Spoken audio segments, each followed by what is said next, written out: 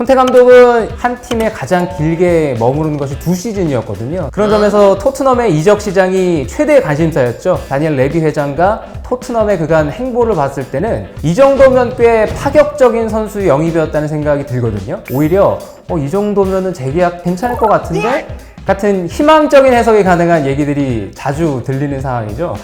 자신의 야망을 채울 수 있는 행보를 구단도 지금처럼 계속 보여달라, 이런 긍정의 밀당의 이제 신호가 나오는 거 봐서는 지난 시즌 마지막 10경기에서 12골을 집어넣은 손흥민 선수, 그리고 손흥민 선수에게 5개 이상의 도움을 건네고 마지막 5경기에서 5골도 넣은 최고의 조력자 해리 케인. 둘은 알고도 막을 수 없는 프리미어리그 최고의 듀오입니다.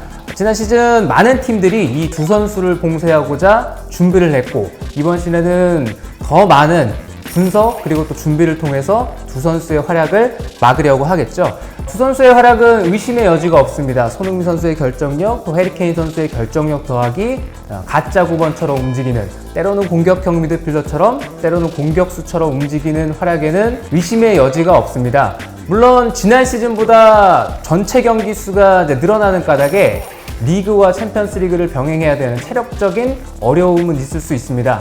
그래서 리그에서의 득점은 좀 줄어들 수도 있지만 유럽 대항전을 병행을 하니까 한 시즌 전체 득점 숫자는 늘어날 수도 있습니다. 이번 시즌에 중요한 것은 동료 공격수들의 도움이 이제 얼마나 가세가 될 것이냐. 특히나 새롭게 합류한 히샬리송 선수, 그리고 기존에 두 선수를 잘 도왔던 클루셉스키 선수, 윙백으로도 출전하게 될 가능성이 있는 루카스 모우라 같은 선수들이 충분히 이 두 선수를 지원을 해준다면 지난 시즌 이승의 활약도 기대를 해볼 수가 있겠죠. 콘테 감독은 이탈리아에서 아래쪽 감독을 시작으로 파리, 그리고 아탈란타, 시에나, 유벤투스, 이탈리아 대표팀, 첼시, 인터밀란을 거쳐서 이제 토트넘까지 왔습니다.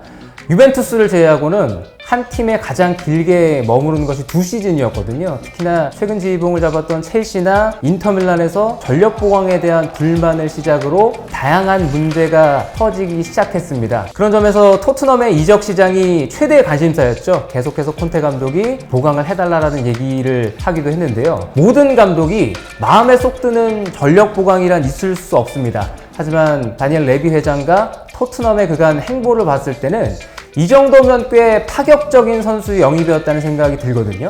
공격수 히샬리송부터 미드필더 페리시치, 비수마, 스펜스, 수비수 렁글레, 골키퍼 포스터까지 리그 성적을 향상시키고 또 챔피언스리그까지 소화해야 하는 일정을 고려한다면 양적, 질적 보강은 어느 정도 이뤄졌다고 볼 수가 있습니다. 그래서인지 최근에 콘테 감독이 불만일 때 자주 볼 수 있었던 나 이러면 안 해, 나 갈 거야, 이런 인터뷰보다는 오히려 이 정도면은 재계약도 한번 할 수 있지 않을까? 재계약 괜찮을 것 같은데? 같은 희망적인 해석이 가능한 얘기들이 자주 들리는 상황이죠. 자신의 야망을 채울 수 있는 행보를 구단도 지금처럼 계속 보여달라, 이런 긍정의 밀당의 이제 신호가 나오는 거 봐서는 두 번째 시즌 괜찮은 해피엔딩이 될 수 있지 않을까 기대가 있습니다. 토트넘은 공격수가 필요한 상황이었죠. 베르바인 선수가 이적을 해서 그 자리를 이제 누군가 또 대신했어야 됐고, 또 지난 시즌 보면은 댄 스칼렛이라는 어린 공격수가 엔트리에 꽤 많이 포함이 됐었거든요.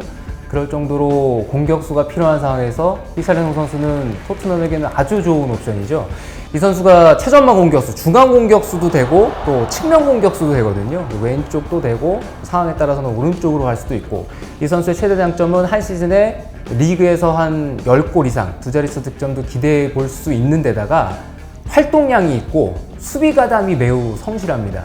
그런 점에서는 해리 케인이라든가 손흥민 선수가 휴식을 필요로 할 때 이 선수를 적절하게 대체할 수도 있고, 그리고 기존의 클루셉스키나 루카스 모우라 선수는 다가올 시즌에 이제 윙백으로 출전하는 경기도 꽤 늘어날 것 같은데, 기존에 있는 선수와는 또 다른 옵션이 될 수 있다는 점에서, 직접 타격이 가능한 선수라는 점에서는 토트넘에게 꽤 유용한 선수가 될 전망이고, 이 선수의 적응, 이 선수의 활약상에 따라서 손흥민 선수와 케인 선수가 쉴 수 있는 시간도 자연스럽게 늘어나겠죠.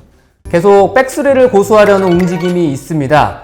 백스리의 관건은 윙백들의 공격 가담이겠죠. 상대는 이미 토트넘의 약점이 측면에서 상대 수비를 분산시키면서 파괴적인 공격을 할 수 없다는 것, 사이드 플레이가 약점이라는 것을 파악하고 있습니다. 그럼에도 콘테 감독은 계속 기존의 선수들, 좌우 윙백 그리고 클루세스키 같은 선수를 활용하면서 중앙에 해리 케인과 손흥민 선수의 파괴력을 극대화시켰고 성공리에 지난 시즌이 끝났죠. 이번 여름 이적 시장에서는 페리시치 선수가 왔습니다. 이번 페리시치 선수는 윙포워드 출신으로 공격력이 강점입니다. 1대1이 되고 또 강한 킥으로 슛, 크로스가 모두 다 가능한 선수예요. 또 콘테 감독과는 이미 인터밀란에서 함께 한 적도 있고, 제스 스펜서 역시 공격력이 괜찮은 젊은 오른쪽 윙백입니다. 장신이고 스피드가 뛰어나거든요. 물론 이 선수가 프리미어리그의 속도라든가 또 상대 공격수들 이런 스타일에 적응을 해야 되겠지만 기존의 토트넘의 이제 오른쪽에서 보여주지 못했던 활발한 모습을 기대해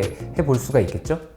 프리미어리그 4위 싸움은 맨체스터 시티, 리버풀이 버티는 상황에서 사실상 두 자리 싸움이라고 봐도 무방하겠죠. 이번 시즌에도 첼시, 아스날 같은 런던 클럽, 또 맨체스터 유나이티드 등이 강한 경쟁 상대로 꼽히고 있습니다. 토트넘은 확실하게 갖춰진 시스템이 있고 강한 공격수를 보유했다는 점, 또 괜찮은 여름 이적 시장을 보냈다는 점에서 경쟁 상대보다 비교 우위를 점할 요소들이 많은데요. 챔피언스리그를 병행하는 일정에 선수들이 빠르게 또 적응을 해야 되고, 월드컵이 시즌 중간에 치러지는 큰 변수가 도사리고 있습니다. 그래서 부상, 체력 등 뜻밖의 변수가 순위 싸움에 지대한 영향을 끼칠 수 있는 시즌이거든요.